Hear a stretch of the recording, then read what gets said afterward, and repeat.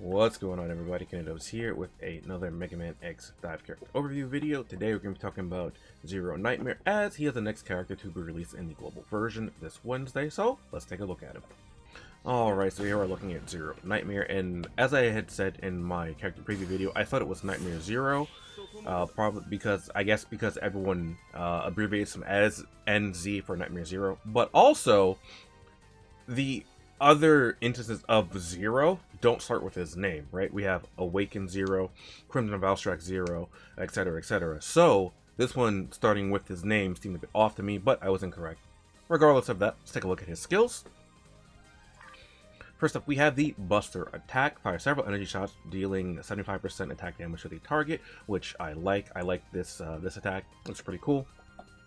For the modifier chips, we have the running shot, increases the number of bullets for running fire by 25%. Mobility, reduces prep time by 20%. And then speed up shot. The time for each shot is reduced by 50%. I'm not played around too much with this one, obviously because I have my Zero Nightmare at 4-star. But I like these two.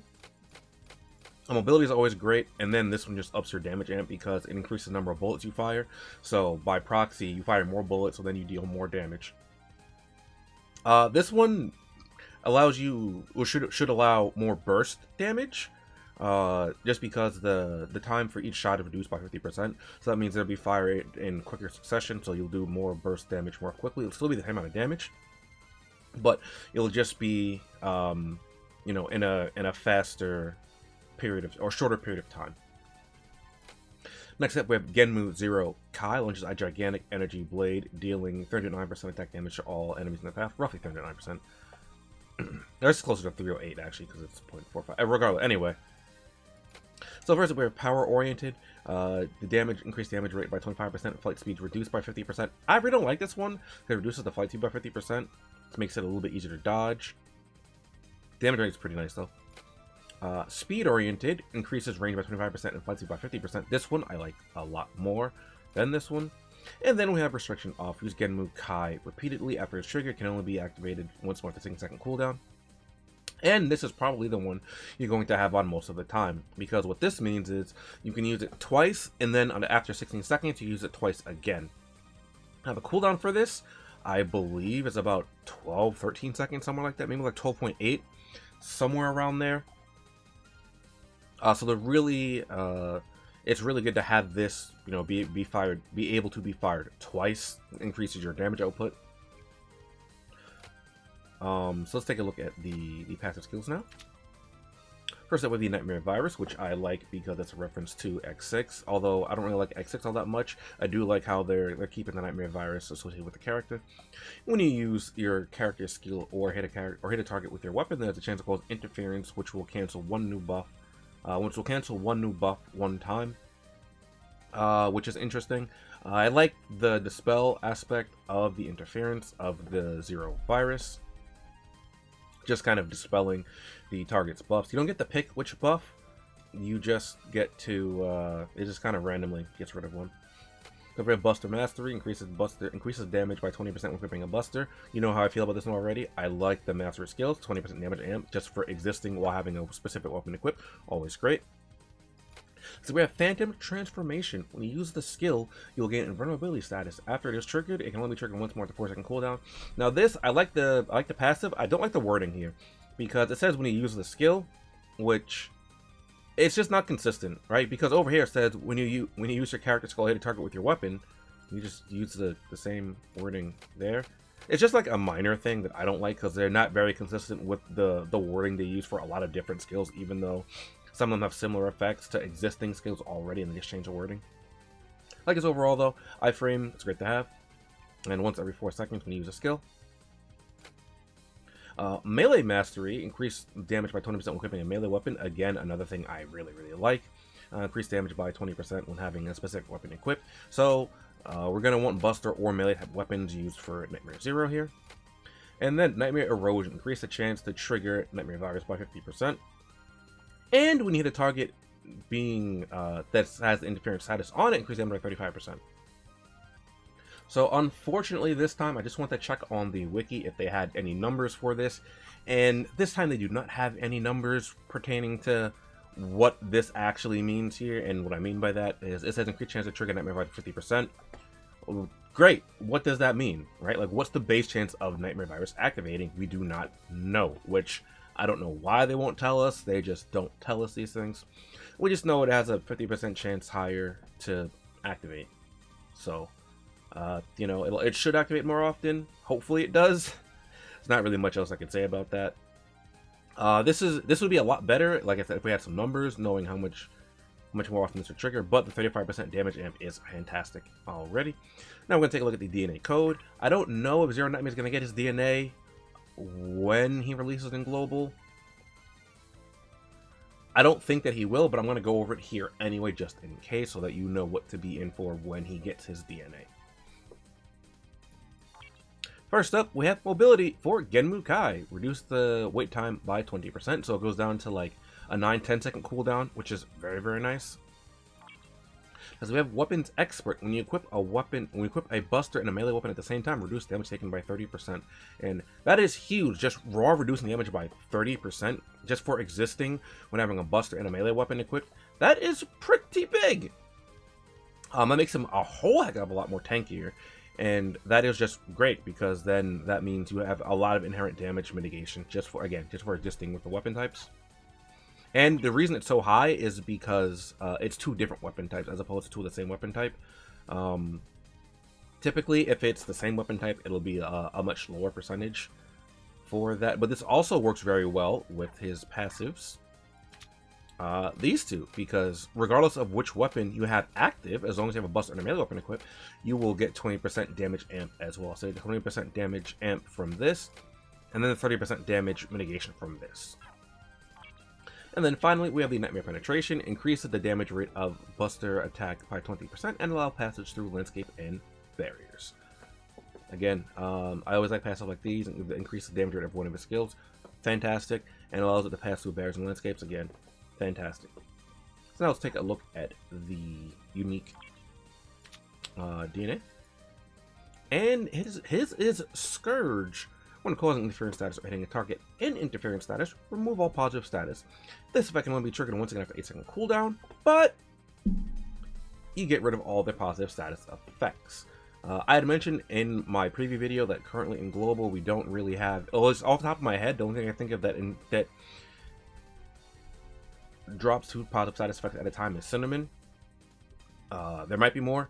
But there will be more in the future as well, regardless of if there are more or not. Just being able to get rid of all the positive statuses at one time is still pretty useful, just because when you inflict the interference status, you don't have a choice of which buff you remove. Like, it just picks one, it's like that one. And unfortunately, if you wanted to get rid of their, say, defensive buff because you wanted to try to one-tap them, you wouldn't be able to do that. Or if you wanted to get rid of their offensive buff because, or so they wouldn't be able to one-tap you, you wouldn't be able to guarantee, you know, get rid of the one that you want. But with Scourge, you can do that. Now, some other ones I just want to point out here in Zero Nightmare, just because of kind of how he is. There's a way of Player Sentinel.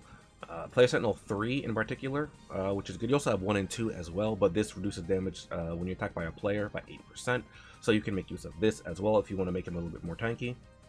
Then we also have the double adaptability for buster and melee weapons. I'm sorry, double. I don't know why I get so tongue-tied, but we have the double skills, right? We have the amplification and adaptability here, as you can see. And adaptability reduces it reduces damage taken by an additional 10% while having a melee and a buster weapon equipped. So with this, you'll take a total of 40% reduced damage with that, which is amazing. Or you can have a 10% damage amp to those as well. So you will get the 20% from his inherent passives, which is great, and then you'll get an extra 10% on top of that because you have a buster and melee weapon equipped as well. That's cool. I don't know if he has, you know, this is his more like his defensive stuff over here. But yeah, so you can kind of choose what kind of thing you want here. Player Sentinel is interesting, but it does 8%. It's only for PvP. it's gonna really be up to you if you opt to play this on double amplification. Like double amplification, obviously, if you're using Buster and melee weapons with him, and it gives him a little bit more flexibility with the double skills. Like, obviously, it reduces more damage as well, but this also makes this also allows him to take less damage. You know, if you want to use him for like a raid boss or something, or like a Jacob's Orbital elevator, whereas Player Sentinel wouldn't allow you to do that. So as long as you're using a Buster with a melee weapon, that'll be really good. However, especially with Jacob's Orbital elevator, you might not want to have a Buster and a melee weapon equipped, so then this might not help you out as much either way. But that's just something I thought I would like to note here, just because Zero Nightmare has some nice things that he can equip in this slot. Alright, now that we've taken a look at Zero Nightmare's kit, let's take a look at some weapons that will pair well with him. Alright, so because Zero Nightmare likes Buster and melee type weapons, your kind of usual suspects are going to apply here. Sniper Buster, great choice. Explosive Bolt, another great choice. Nightmare, fantastic choice. Berserker Greatsword, again another fantastic choice. You could also make use of Ancient Relic here, if you want to try to get some more cheeky stuff in alongside with the hidden skill on the Ancient Relic. You could go for like maybe Speed or Protective Rune.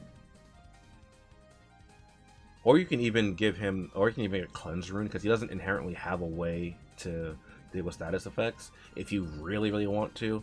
I think this is the weakest hidden skill, but that is something that you can do if you so choose. Destructive Laser is a fantastic choice as well here. It's just another sniper style buster, which is great. Again, as per usual, if you don't have any of the higher tier weapons, Triangular Saber is a decent option as well to make use of. But obviously, if you have Nightmare, Berserker Greatsword, you want to use those instead. And unfortunately, at least to my knowledge, we don't have any decent weapons that would trigger your that would put the interference status up more consistently. We do have the A rank Buster, the Sonic Buster, that can cause interference pretty consistently, but it's not that great of a weapon, so I didn't really recommend this. You can use it though, but I wouldn't really recommend this for spamming the interference status. It probably wouldn't be all that bad. But the range is pretty poor, so that means you don't get like the buster range of the sniper weapons. It is still a buster though, so you will get the benefits of that. And then 35% damage amp from the DNA. So it wouldn't be too bad, but overall I just don't think this weapon's really worth using in that slot.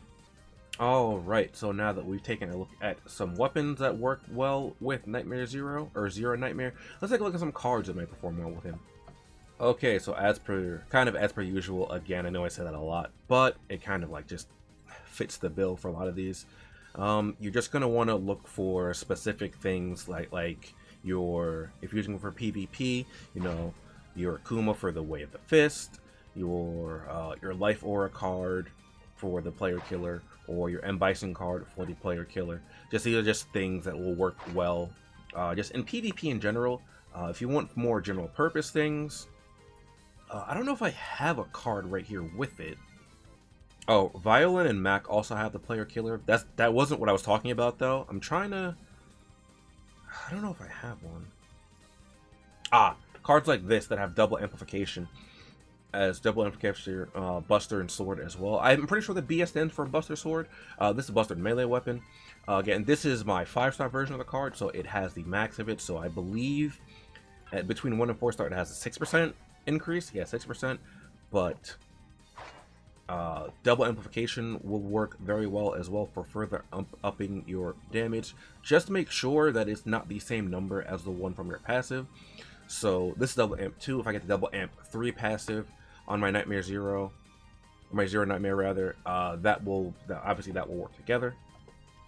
But if I get a card that has double amp BS3 alongside the double amp BS3 that he has in his DNA, those two won't work together. You also might want to look for interference special attack cards as well, because you'll be inflicting interference pretty regularly. Again, I don't know the exact chances of it, but interference special attack will help out with that as well, upping your damage for that. The Vega card has interference special attack 1 at between 1 and 4 star, so it increases it by 6%, and then at 5 star it ups it by 8%. I can't believe I forgot about this card, but a very solid card you could use is the Elite Hunter card.